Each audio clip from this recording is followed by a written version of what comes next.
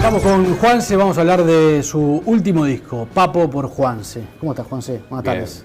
Gracias por haber venido. No, a vos. Gracias por invitarme. Estamos charlando de Papo y vos me decías que no quería mucha gente, pero que a vos te quería. O por lo menos en una época me quiso durante un breve tiempo. ¿Qué estará pensando? Era un tipo con mucho feeling para el sentimiento. O sea, se llevaba mal con sus propios sentimientos, pero en el fondo era muy hasta infantil, se diría, su actitud frente al prójimo. Su interior, digamos, su verdadero ser, era mucho más exigente. Yo creo que también de alguna manera se cubrió de ese aspecto duro para no evidenciar la gran exigencia que tenía, claro, permanente, ¿no? O sea, como estaba acostumbrado a desencantarse, entonces se transformaba en una especie así de post-adolescente prematuro. Pero ¿no era un tipo duro? ¿O lo que pasa es que tenía era aspecto, muy grande de tamaño? No. Y tenía aspecto de... O sea, hay que separar la realidad, sí, de lo que también fue parte de la realidad, un tipo durísimo. Yo no voy a relatar ahora las experiencias, pero hemos llegado a extremos de temer por nuestras vidas. sí. ¿Por qué? Porque claro, iba al fondo de la situación. Siempre. Sí. La llevaba al límite. Al límite, claro. Aparte iba armado, así que no había ningún inconveniente. ¿Iba calzado? Sí, me ¿siempre? gustaba. No, en la guantera del auto, no siempre. ¿Y lo usaba? Sí. Bueno, sí. No era un chiste. Lo que pasa es que estamos hablando de otra época, ¿no? Claro. Yo era chico. ¿Qué edad tenías vos cuando lo conociste? 12 años. ¿Lo conociste familiarmente? Claro, porque fue una casualidad de la vida. Un tío mío se puso de novio con una señora, y esa señora tenía una hija y la hija salía con él. Que sí, que tu tío salía con la suegra de Papo. No vamos a hablar sobre los prontuarios ni los antecedentes. Sí. Pero era una relación, Sí. Y entonces, bueno, ahí me contaron que esa sombra que vi aquella tarde era él. Después, un poco tiempo después, no muchos años después, 5 o 6 años después, lo conocí a través de Berugo Carámbula, porque con Gabriel tocábamos lo que fue el principio de Ratones, la primera formación. Y bueno, alternábamos los ensayos en lo de Pablo Memi y lo de Gabriel. Berugo venía del estudio y nosotros veíamos todo lo que pasaba, pues Gabriel Acher, Rada, María Creusa, una enorme cantidad, todo el elenco de lo que fue Telecataplum. Gran músico Berugo, ¿no? Además de humorista. Siempre cuento, y lo conté hoy hace un rato, él llegaba de ATC y la casa era una casa muy antigua, de un solo piso, muy hermosa, muy simple, pero muy hogareña, digamos, para estar a la tarde, sobre todo en verano, se abrían las ventanas y nosotros quedábamos en el living charlando, y después con el crepúsculo llegaba Berugo del estudio extenuado, parecía un muñeco de torta, ya lo habían maquillado 20 millones de veces, pues no paraba, era su momento muy alto de trabajo. Claro. Pero no encerraba el cuarto, se metía en el cuarto y nosotros nos quedábamos hablando, en el cuarto de Gabriel, y de golpe se tocaba todo el concierto de Aranjuez completo, que duraba bastante, pero lo tocaba todo. Claro, era la forma de un guitarrista de la tierra. Increíble, o por ahí en un asado, todos contando alguna anécdota o haciendo alguna broma sobre tal o cual asunto. Berugo se acaba, los asados se hacían en el garage de la casa. Y ahí había un montón de herramientas del antiguo dueño, del dueño, porque no sé si alquilaban. Claro. Y Berugo agarraba y descolgaba un serrucho y se lo ponía acá y tocaba todos temas Louis Armstrong. Con el serrucho golpeaba con unas pompones que tenía. Y Papo era amigo de... Se conocieron, yo no me los imagino juntos. Claro, me parecen dos tipos muy distintos. No, lo que pasa es que se cruzaron en algún momento, y Gabriel, al verlos, enterarse que Berugo había entrado en contacto con él, lo volvió loco para que lo invite a la casa, porque nosotros éramos chicos, y aparte nos atraía muchísimo saber que teníamos posibilidades de conocerlo. Y bueno, de hecho ocurrió así porque lo conocimos y empezamos a ir a la casa. A la casa de Papo. Claro, entonces íbamos a la casa ahí en Artigas, en Floresta, y bueno, él nos soportaba, tipo llegábamos 3, 4 de la tarde y nos hacía pasen, qué sé yo, y nos quedábamos ahí hasta que llegaba el manager, lo pasaba a buscar para salir, y él se transformaba, se iba cambiando de a poco, ¿viste? Iba creciendo un monstruo de cuero, hasta que nos decía, bueno, me tengo que ir. Y se iba, y salía, nosotros nos volvíamos a casa. Claro. Pero después empezó a venir a zapar. Sarcos tenía una banda que se llamaba Óxido. Sarcos es un integrante de Ratones, que tenía una banda que se llamaba Óxido, y a la cual Papo de vez en cuando agarraba tenía un Chevrolet 56, 57, y entonces venía y zapaba un rato y se metía en el auto y se iba. Fue muy barrial el encuentro. ¿Pero los influyó artísticamente? Sí, totalmente. Sí. La parte rítmica y la parte... Nosotros, lo que pasó con nosotros fue que, igual que con Spinetta, nosotros entendíamos que Papo no era solamente un gran guitarrista, era un gran compositor, claro, y un gran poeta. Un poeta del suburbio, ¿no? Igual que Javier Martínez y muchos otros. Y bueno, la influencia directa, lo anterior nuestro era todo en inglés. Claro. Stones, Smokers.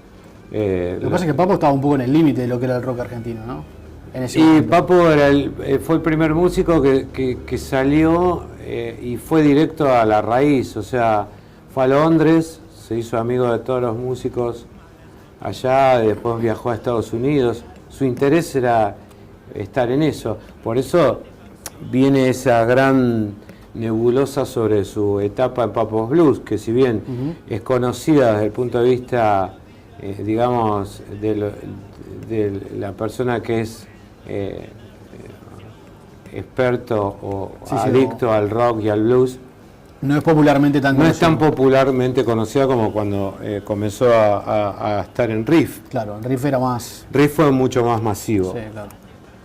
Sí. Y la idea del disco, ¿cómo surgió? La idea siempre estuvo. Yo, bueno, después, con el tiempo, empezamos a conocernos. Él se desanimó mucho en la década del 90. ¿Se desanimó? Sí, dejó de tocar, se retiró.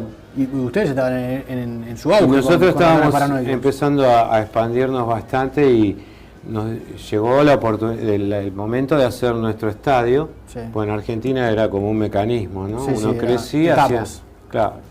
Llegó nuestro Vélez Sarsfield, y cuando estábamos empezando a organizarlo, la organización del Rock and Pop nos contacta y nos dice que está la posibilidad de que compartamos como parte del Rock and Pop Festival la noche nuestra con Keith Richards. Y entonces ni lo dudamos un segundo. Y entonces esa fecha, bueno, el día de la prueba de sonido lo pasé a buscar y estaba arreglando un auto. Le dije, vení, cambiate, que nos vamos a tocar con Keith Richards. Y se desapareció. Y a los 15 segundos apareció cambiado, vestido. Sí. ¿Dónde vamos? Se puso unos cueros y nos fuimos al estadio. Y bueno, cuando salió, realmente fue impresionante porque no se podía ir. Yo no quería que se fuera, él tampoco se quería ir, y fue una vibración muy fuerte. ¿Y hubo un encuentro ahí con Richard? No, bueno, sí, yo ya estaba en el hotel, en Sheraton, con Keith. Entonces, a la noche dimos un show con Expensive Winans en el Roxy, de Capital. Y bueno, ahí participamos con Steve Jordan, los músicos, Iván Neville, Charlie Rayton. Bueno, te imaginas que la sorpresa de ver, mutuamente nos fuimos, fuimos agarrando mucha onda porque claro, el rock and roll es uno solo, no tiene... Hay un diálogo común. Sí. Aparte es automático, te autorreconoces enseguida, te ves reflejado. Entonces, sobre todo en un músico como Steve Jordan, que es un baterista muy avesado. Y entonces hicimos una muy buena conexión que sirvió de apertura para que los Stones vinieran por primera vez a la Argentina. Poco después, ¿no? En el 95, 95 más o menos, sí. Y ahí ustedes fueron teloneros también. Sí, ahí fuimos de gira con ellos. ¿Cuántos conciertos? 6 shows, sí. Impresionante. Sí. Ustedes eran un poco los Stones argentinos en aquel momento. Sí, en realidad nosotros... ¿Ustedes buscaban eso o, no, o era una etiqueta que les pusieron? Nosotros escuchábamos mucho, obviamente, porque los Stones son la mejor banda de rock and roll que hubo y que hay.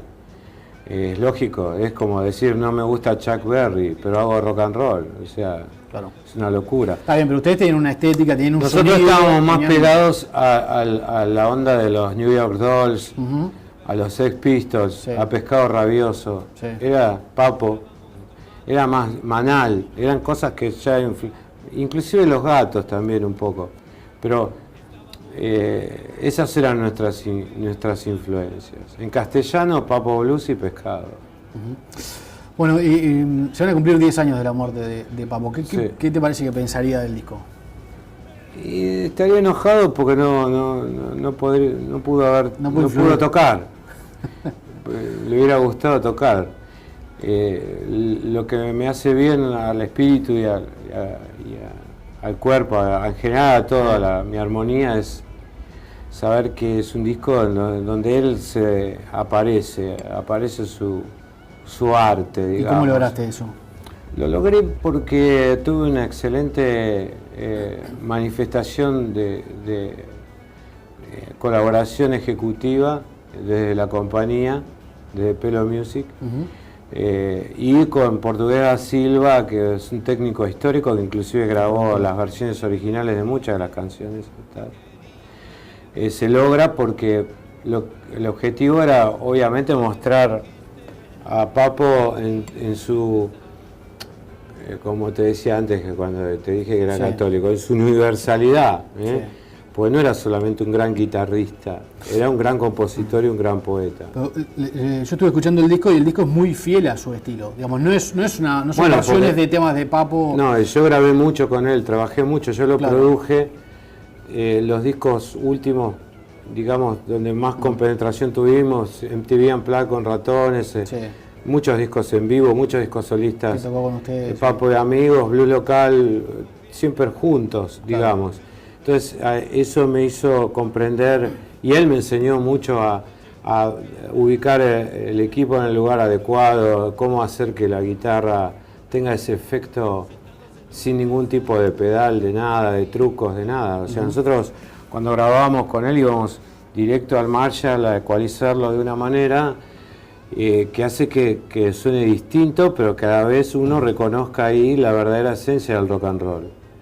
¿Y en ese sonido está reflejado en el disco? Yo estimo que sí. Muchas parte del público también lo amerita. Obviamente no le puede gustar a todo el mundo, porque lo que pasa, lo importante es que no es un tributo. No tiene un sonido que tiene muchos discos actuales, ¿no? Medio lavado, medio producido en exceso. Yo creo que en esta zona del continente lo único que se lava es dinero, o sea, básicamente. No, rock and roll no lo puedes lavar. Claro. O sea, tiene su máxima expresión en contenidos, y esa obra maestra que es la introducción de Sucio y Desprolijo, ¿no? Que ya esa sintaxis parece Bach directamente, ¿no? Sí. Bueno, la colaboración de Christian Cari está Christian Cari, claro, que de la hace un solo Triple Nelson. increíble. Sí. Bueno, artistas que uno no elige porque están Eso te iba a preguntar. o de moda no, me lo proponen, yo lo escuché y no me hizo falta profundizar mucho porque salta a la vista de la excelencia en la ejecución de, sobre todo en los temas de la banda, ¿no? La Triple Nelson es una banda muy sólida de lo musical. Sí, está Cristian, está Gabriel Carámbula, que hacía mucho que no tocabas con él. No, nosotros siempre. No, está bien, informalmente, pero... Formalmente no, siempre ¿Sí? porque ya desde mi etapa solista se prácticamente siempre estuvo con Gabriel, sí. Claro. Está Andrés Calamaro. Sí. Está Peteco Carabajal. Ese es un tema increíble. Sí, es de Manal, pero era el tema que más le gustaba a Papo. Trabajando en el ferrocarril. Y Una casa con 10 pinos. Sí. Espectaculares. Sí. Las dos versiones están muy buenas. ¿Y está tu hijo? Está mi hijo, sí, es un solo increíble en Pájaro Metálico. Dalan tiene una carrera muy sólida. Sí, en su primer disco ya tuvo... La Armada Cósmica. Armada Cósmica, sí. ¿Cómo lo escuchás y qué pensás? Nada, es un guitarrista superior. ¿Qué edad tiene? ¿20 y algo? 21. Lo que pasa es que toca a los 6 años. Y escucho mucho rock and roll. Tiene 21 años, ¿te das cuenta que nosotros escuchábamos a los Ratones? Sí. Y él no había nacido. Y ahora me decís que tiene 21 años. Estamos viejos todos. Yo creo que es gracias a Dios. O sea, para poder darle un poco de onda a todo ese desprestigio que acompaña siempre la madurez. Claro. No tiene nada que ver. Yo realmente me compadezco de los jóvenes que tienen que atravesar su adolescencia en esta etapa del planeta. ¿Era mejor en los 90? Siempre dicen que fue mejor, pero yo creo que, como decía Spinetta, mañana es mejor, más que mañana, hoy, ¿no? Yo al día le alcanza con sus disgustos. Sí. Para los disgustos alcanza, un día es eterno, y eso es lo que nos fijamos. Bueno, hoy nos posibilitó, de hecho, poder transmitir la idea de cómo, qué es lo que contiene este resultado final. Que si no hubiera sido por el hoy, no se hubiera podido construir. Estábamos charlando antes de salir al aire y vos me decías soy católico, no sé por qué salió el tema. Por la universalidad. La universalidad. Sí.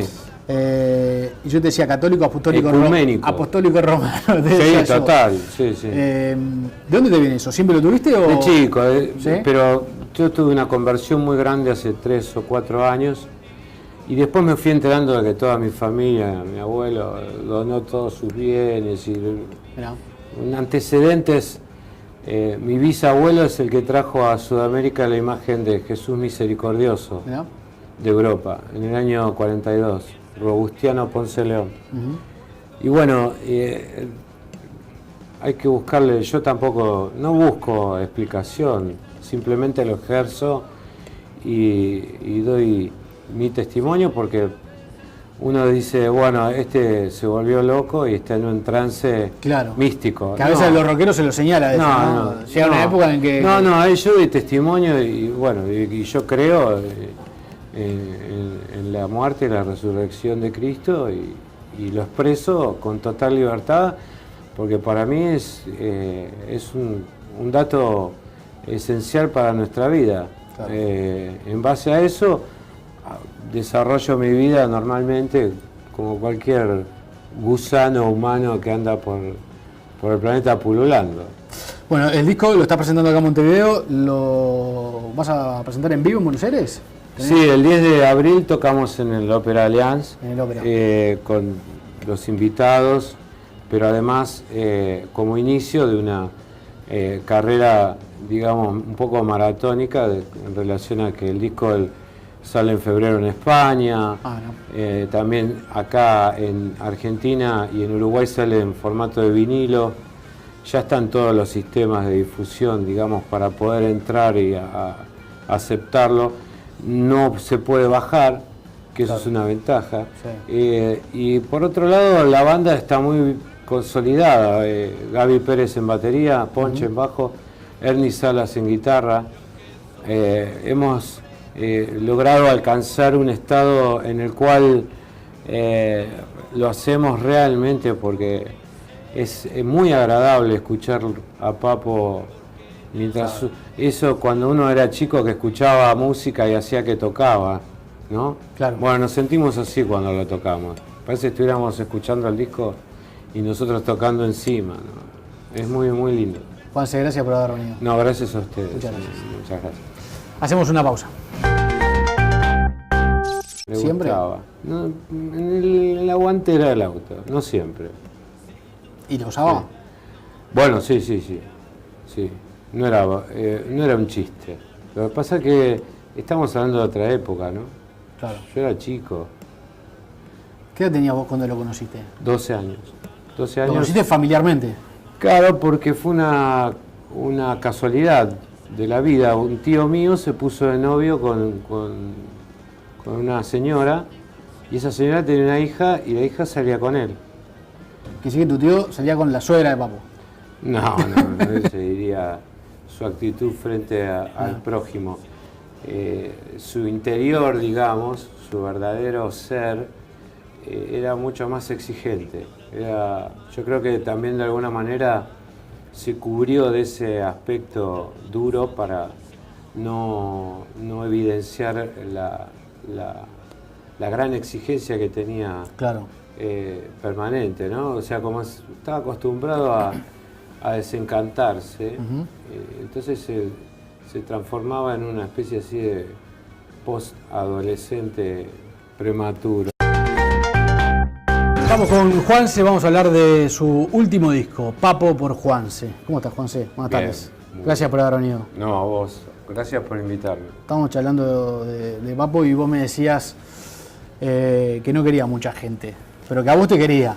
O por lo menos en una época me quiso durante un breve tiempo. No, ¿qué estará pensando? Era un tipo con mucho feeling para el sentimiento. O sea, se llevaba mal con sus propios sentimientos, pero en el fondo era muy hasta infantil. Pero ¿no era un tipo duro? O lo que pasa es que tenía era aspecto, muy grande de tamaño. No. Y tenía aspecto O sea, hay que separar la realidad Sí. de lo que también fue parte de la realidad. Un tipo durísimo. O sea, yo no voy a relatar ahora las experiencias, pero hemos llegado a extremos de temer por nuestras vidas. Sí. ¿Por qué? Porque claro, iba al fondo de la situación. Siempre. Sí. La llevaba al límite. Al límite, claro. Aparte iba armado, así que no había ningún inconveniente. ¿Iba calzado? Sí. No vamos a hablar sobre los prontuarios ni los antecedentes. Sí. Pero era una relación, Sí. Y entonces, bueno, ahí me contaron que esa sombra que vi aquella tarde era él. Después, un poco tiempo después, no muchos años después, 5 o 6 años después, lo conocí a través de Berugo Carámbula, porque con Gabriel tocábamos lo que fue el principio de Ratones, la primera formación.